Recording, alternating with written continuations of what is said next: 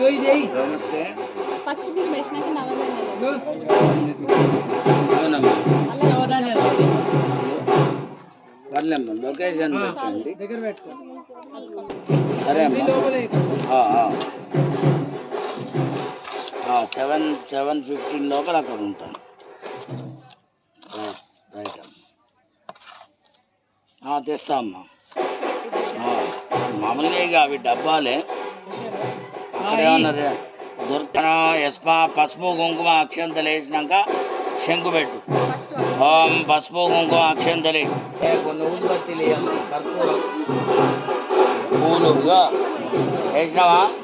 ఇగో ఇట్లా పట్టుకో, శంకు పడుకోబెట్టవద్దు, నిలబెట్టాలి. ఇగో ఒడ్డే అటు ఉండాలి. మంచిగా ఎదురుగా నిలబడి ఈడ మంచిగా దండం పెట్టుకో సూర్యునికి. మంచిగా మీ ఇంటి దేవుని దండం పెట్టుకో, నువ్వు కూడా దండం పెట్టుకో అమ్మ.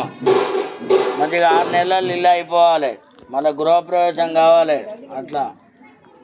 రైట్, ఇక పెట్టేసి ఓం గడిగా చప్పట్లు కొట్టు. ఓం ధ్రువందే రాజా వరుణో దేవం బృహస్పతే ధ్రువంత. కొంచెం వద్దు, ఎక్కువ అవసరం లేదు. రాక్రంధాం ధ్రువం. రైట్, అంటే ఏం కాదు, పండి అందులో పడుతుంది. రైట్. ఓం పుత్రపౌత్ర ప్రవర్ధన యస్మా పశువు అక్షంతలు నవధాన్యాలు వేయండి అమ్మ. అందరు నవధాన్యాలు వేయండి. కొబ్బరికాయ